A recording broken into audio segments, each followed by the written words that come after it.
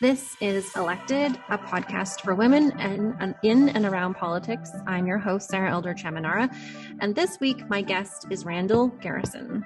But before we get started, in the spirit of reconciliation, it's important to me to acknowledge and share that I am personally and professionally committed to learning the history of colonialism and the ongoing systemic violence against Indigenous peoples. The land on which I live and work and play is the traditional territories of the Blackfoot Confederacy, the Siksika, Kainai, Kainai, Tsuut'ina, Stoney Nakoda Nations, Métis Nation Region 3, and all people who make their homes in the Treaty 7 region of southern Alberta. And before I get into introducing our guest today, I've been on a very long pause. I'm going to say this is the second season of Elected.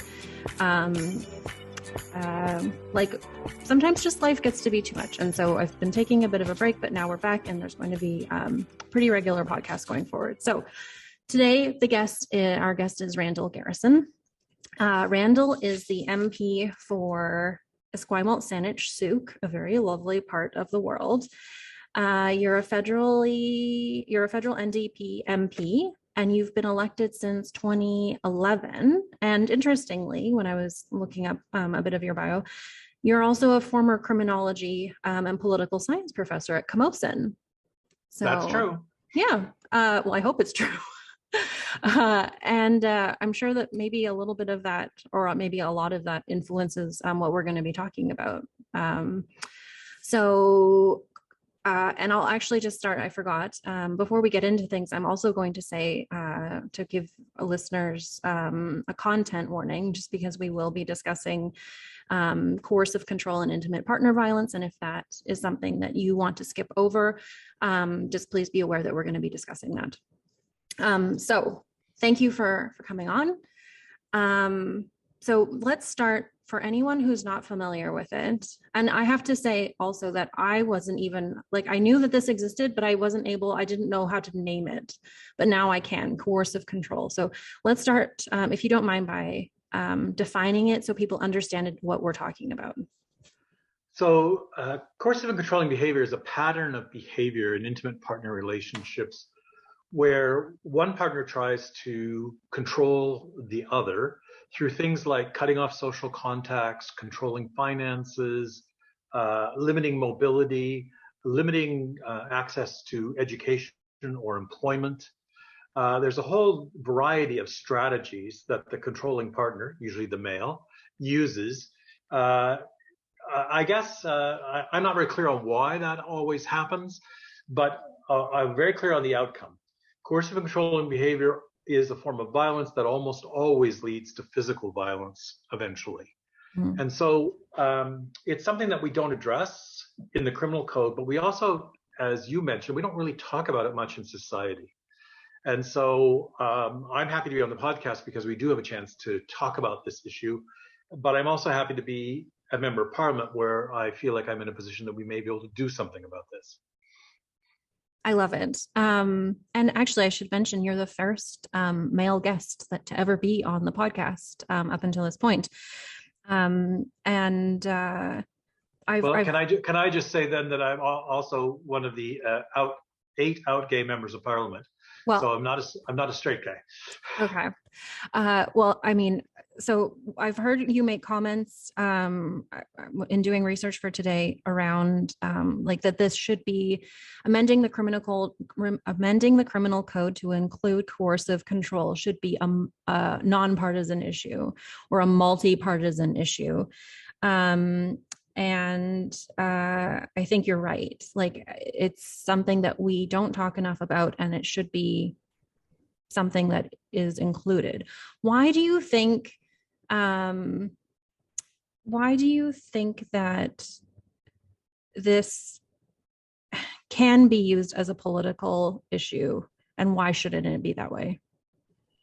Well, maybe can I back up just a second and say, how did I get involved in this? So at the beginning of the COVID, I do usual call arounds to social service agencies and the police just to keep in touch with the community and what's happening. And so in March of 2020, all the social service agencies and the 4 police agencies in my riding all reported the same thing. all reported a spike in calls for assistance in domestic violence or intimate partner violence, every single one of them. And so what that said to me was, here's a long-standing problem that COVID has made much worse. And it's also made victims of this problem much more isolated and made it much more difficult for them to seek assistance.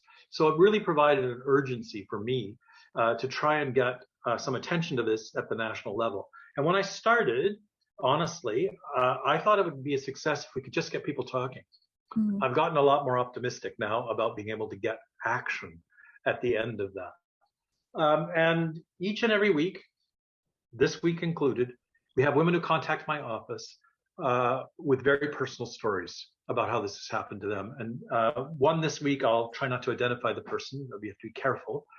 But her story was that she happened to see an article on coercive control and my comments on it. And she said, for the first time in 15 years, I had a label for what had been happening to me. And she said, suddenly, it was a great relief, strangely, not to feel alone, but to know that this wasn't just a problem I had. It isn't just my personal problem. It isn't just a problem in my relationship. It's a problem in society as a whole that we're not addressing. And this person said, then I wept for over an hour. And so we get those kind of messages. And my staff, as frontline staff, have acquired a list of resources we can refer people to. But most of them, it's the naming that's important to them, the naming the phenomena, and the response that, I'm not crazy. This is one of the things that the controlling partner often does, called gaslighting, saying, this is your problem, not my problem. Mm-hmm. And so it's very powerful, I think, for women who are trapped in those relationships to see the phenomena identified, and then to be able to start to move to get assistance. Yeah, no, definitely. The naming it is really important. And I only became aware of it in more of and hearing it actually last year when I listened to a podcast called Sweet Bobby. I'm not sure if you've heard of it. No. It's from the UK. It's a true story, and it involves hearing firsthand from the victim of this coercive control. It happened over a decade. It was just absolutely stunning to hear about it. And they talked to some academics during the podcast around what coercive control is and how it's used and how extreme this case was. But then also I think it's becoming maybe more part of our common, like everyday vernacular, coercive control, but also the term gaslighting. And obviously that happens so much online and off, especially in politics and just everywhere. But also through things like the Tinder swindler, right? There was, I'm not sure if you've seen that, but that's another example of someone being, or people actually being subjected to coercive control in different ways. So we're getting, I think, better able to identify these things, name these things, and then, talk about why they're problematic.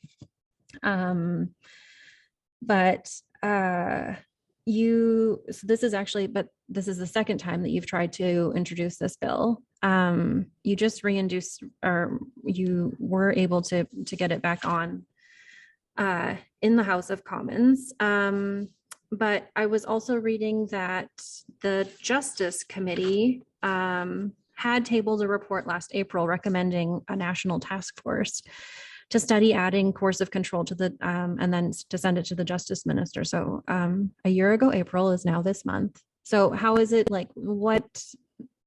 tell me what happened there and why did nothing happen? Well, I wrote a private member's bill as an opposition member and introduced it in the fall of 2020.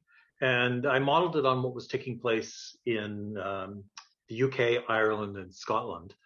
And so private members' bills are done by random draw in terms of the precedents, and I don't have the best luck. So it was clear my bill wasn't going to come forward automatically. But I'm also the NDP's justice critic, so I sit on the Justice Committee. So I asked the Justice Committee to study my bill and to study the problem. And so we held a set of national hearings before the last election, which were quite informative quite moving, and also quite disturbing, because part of those hearings, we talked about the very serious problem of femicide and the number of cases, which is still running about one a week, of women in Canada who are murdered by intimate partners. And coercive and controlling behavior is almost always a precedent to femicide. And so that connection was made very clearly in the hearings. And I think it was at that point that all parties sort of set aside whatever differences they had about this and said, okay, we really need to move forward and act on this. Now, the fastest way to get it done is a government bill. And the most consensus I could get was for a task force to recommend this to the minister. But then the election was called. So that report was unanimously supported by the Justice Committee, all parties on board, and it went into the dustbin with the election. So after the election, I reintroduced the bill. I drew a bad spot again, this time almost the last spot. So not going to come forward automatically. So I went back. I'm still in the Justice Committee. And we moved the motion again to table it. And this time we asked for a response from the minister within 120 days, which is allowed under the rules of the House of Commons. So that means the Minister of Justice is going to have to say to us whether they are proceeding with this or not within 120 days. And once there's a response from the government, it provides an opportunity to vote in the House of Commons. And so if we don't get a positive response, I'm going to be seeking a vote of members of the House of Commons on this issue. So there's still a ways to go on the legal race course, but we've got such broad support that I believe we're going to make it to the finish line. And the fact that we now have a confidence supply agreement between the NDP and the Liberals gives us time to get this done. It's not part of that agreement, but the stability we need in order to address this issue. That's true. That's a way that I hadn't thought about the agreement being used potentially, but that could be of assistance. Do you think that, so 120 days from, was it March that you introduced it? Oh, I before this podcast, I intended to look at the dates. I'm terrible. Oh, don't worry. That's like, but yeah, it basically, because of the way the House sits, it means by the time we return in September, the government has to respond. Oh, okay. So it's kind of like business days, maybe. Yeah. Well, that's 120 calendar days, but we don't sit in July or August. So they have basically until September to get this done. Right. Now, what am I doing in the meantime? I'm working with members from all parties to lobby within our own caucuses and to lobby the cabinet to get a more positive response. Do we need the task force? I believe we do need a task force to look at all the other parts of ways to assist women who are in coercive and controlling relationships, because a lot of the programming falls to the provinces. Do we need the task force to do the legislation? No, we don't. We can go ahead with the legislation immediately. And I've been asked a couple of times, primarily by men, I have to say, is my goal to put a lot of men in jail? And here's what I heard at the very beginning, is that, especially from the police said, look, when we go to a call for domestic violence, if we don't see physical violence, if there's not bruises and broken bones, we don't have any authority to intervene. We can't take the partner out of the home. We can't take the abusive partner away. And the women can't get restraining orders unless there's proof of physical violence. And so that's the key here. I'm not looking to put a bunch of extra men in jail. I'm looking for earlier interventions before the physical violence takes place. The men who end up in jail are probably the same number and the same men. They'll just end up in jail at an earlier state before they've done the physical harm.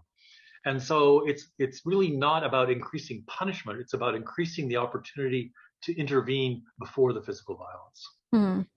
That raises an interesting kind of quandary, though, in that it's potentially yet another service that the police would be kind of responsible for in that. So how would they, and then that opens up the question of training, funding, the officer's ability to be able to respond, to identify the use of coercive control, what they would be asking to identify it as being present.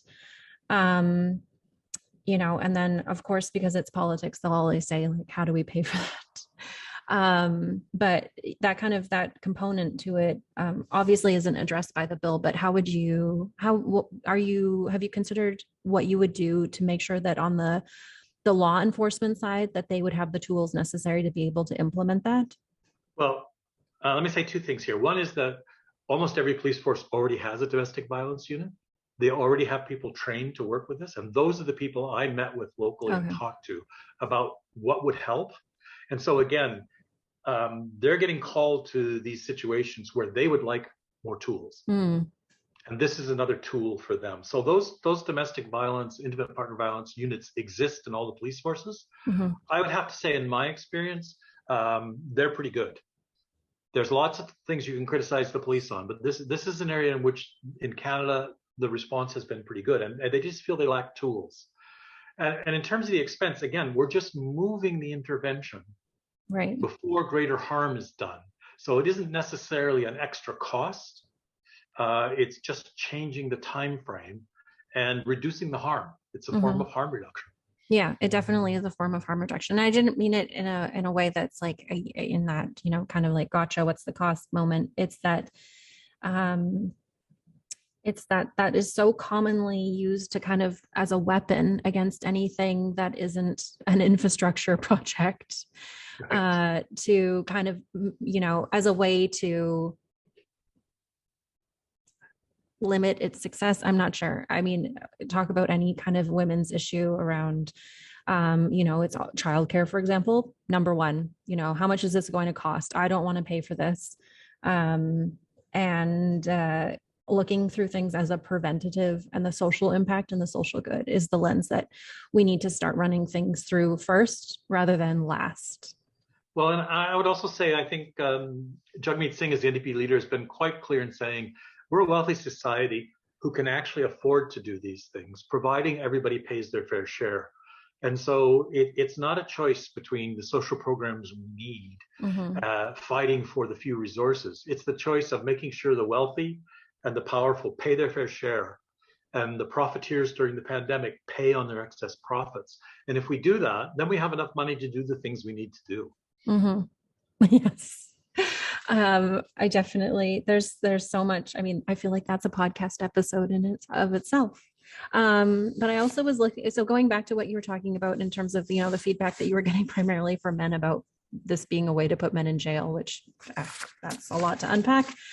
But I read, so in the bill itself, around the possible punishment in terms of what the outcome for someone being charged and found guilty of this. And it was,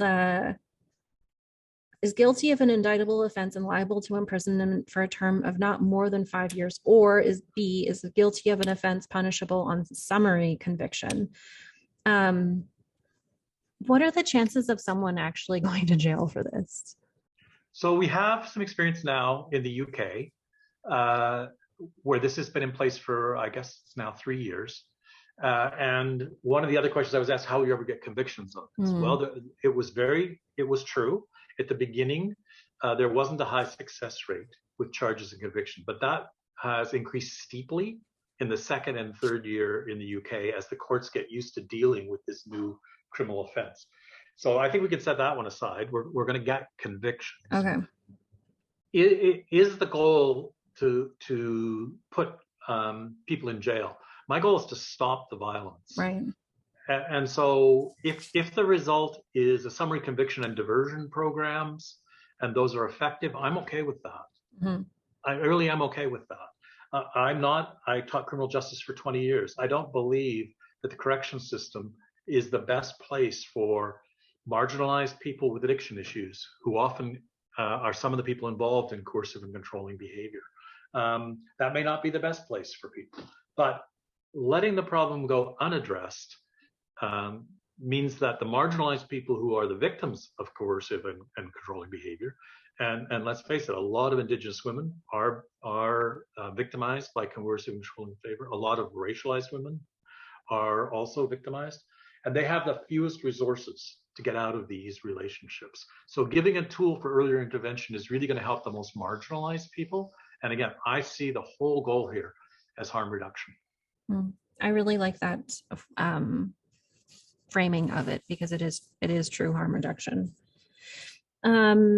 I was also in part of the bill talking about the exception, which is in here, around the best interests of the person.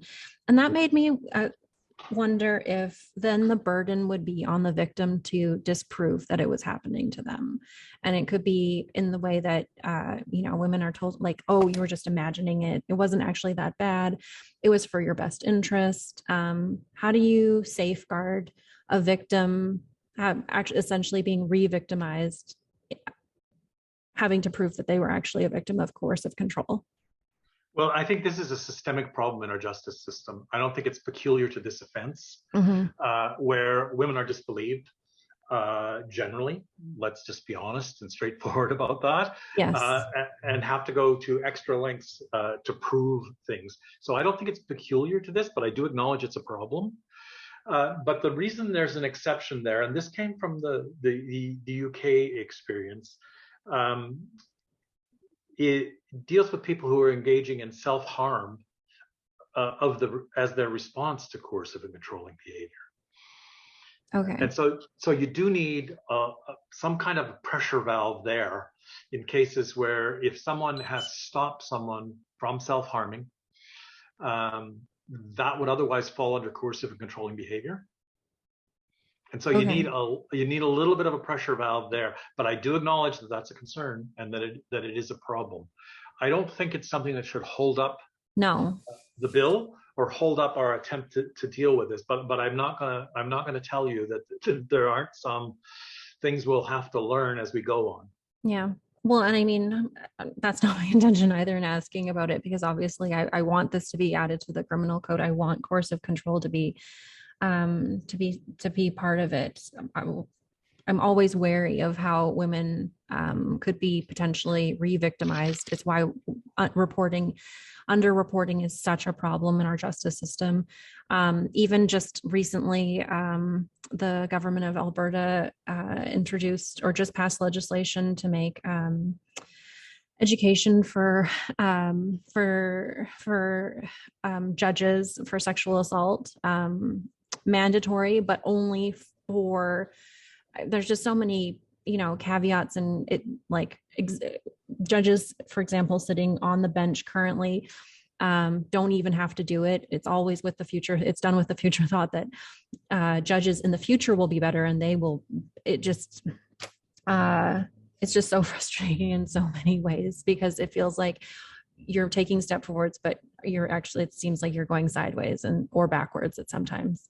So if anyone is listening and they are supportive of your bill, C-202, and they want to see this legislation passed and enacted, what do people need to do to make sure that happens?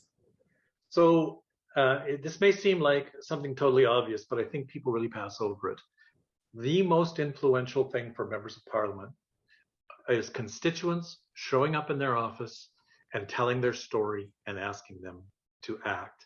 I learned this early on in my career as a member of parliament when I sponsored the bill to add transgender and non-binary rights to the hate crime section of the criminal code and the Canadian Human Rights Code. And the way we got that through with a majority of conservatives in the House of Commons was that very brave transgender people stepped forward, went to see their MPs, and told them their stories face to face. And I know that this is difficult for women who are victims of coercive controlling behavior, but there's nothing more powerful than people hearing those stories and making sure then that the MP is going to be supportive and moving this forward. We do have broad support, but what we don't have right now is enough momentum. I guess that's the way I'll describe it. And the way we get that is by putting pressures on member of parliament at the constituency level. And so I would encourage women who have recovered enough and have the supports in place that they feel they could do that, to call their member of parliament's office. Lots call my office, and that's good, and I'm always glad to hear people. But calling your own member of parliament and asking what they're going to do about this to make sure this moves forward is the most powerful thing people can do. Mm-hmm. I agree. And maybe even ending the conversation with a direct ask saying, will you support this legislation, rather than leaving it open-ended. Oh, will you support the legislation? And will you make sure that it comes to a vote? Mm-hmm. Yeah, no, definitely. That's really good advice for so many issues, not just specific to this one, but in general, if there's something that your local MP needs to be made aware of, that you're supportive of.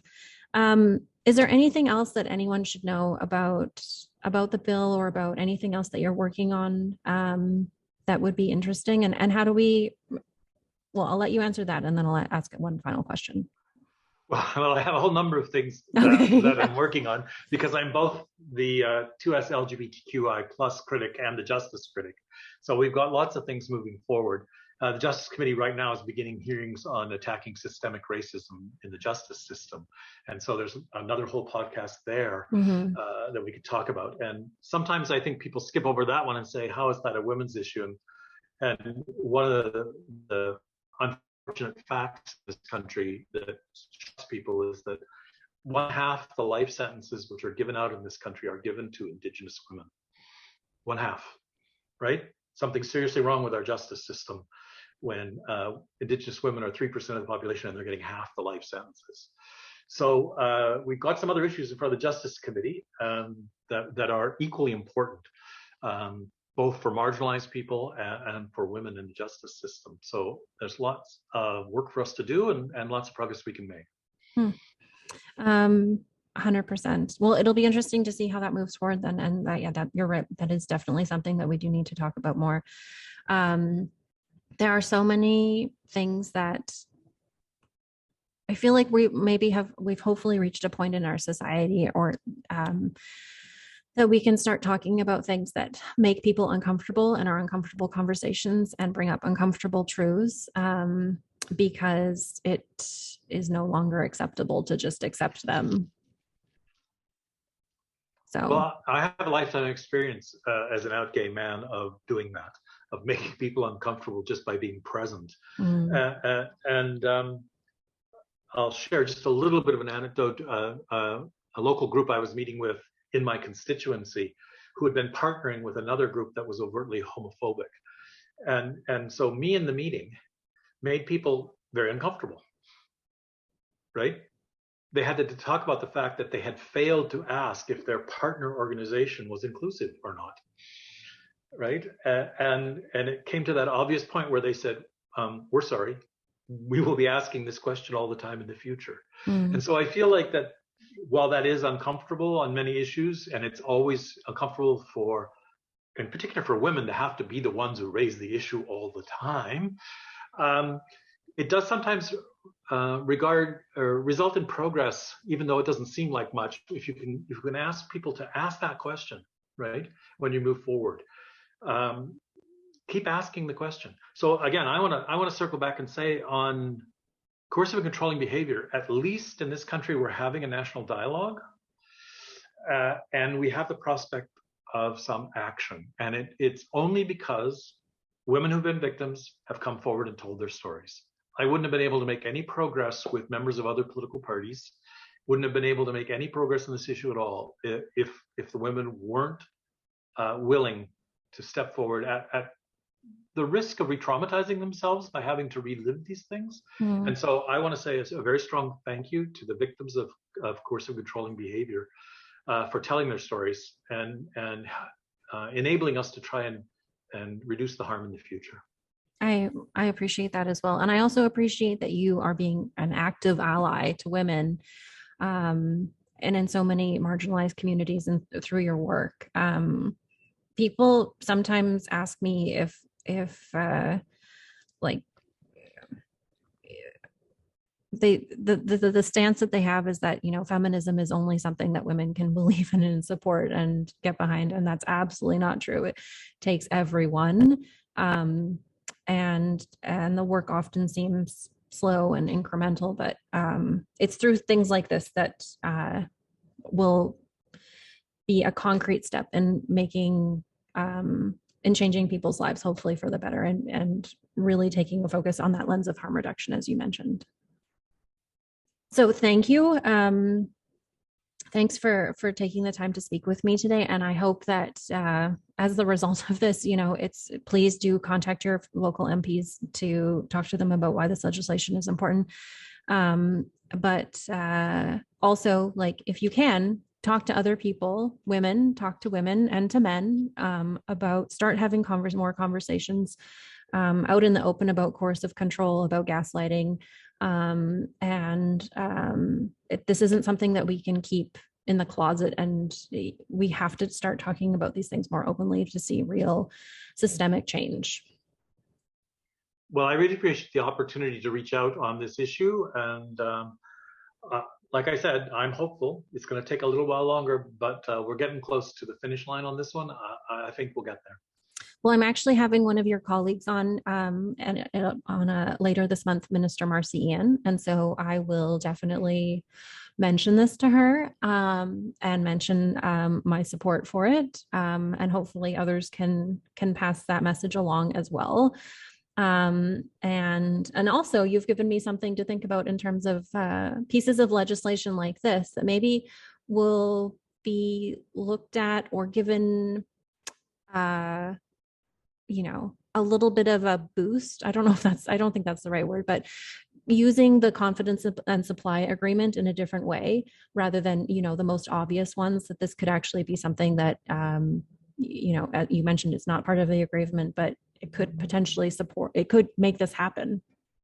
So the agreement is a floor to all of us New Democrats. It's the minimum which we got out of the Liberals to support them. But like I mentioned here, it creates a couple of years of stability and an atmosphere where we're already working together that maybe will encourage us to get other things done that aren't in the agreement. And criminalizing coercive controlling behavior is number one on my list. Yeah. Well, and here's to a world where support is given to issues that shouldn't be looked at through a partisan lens.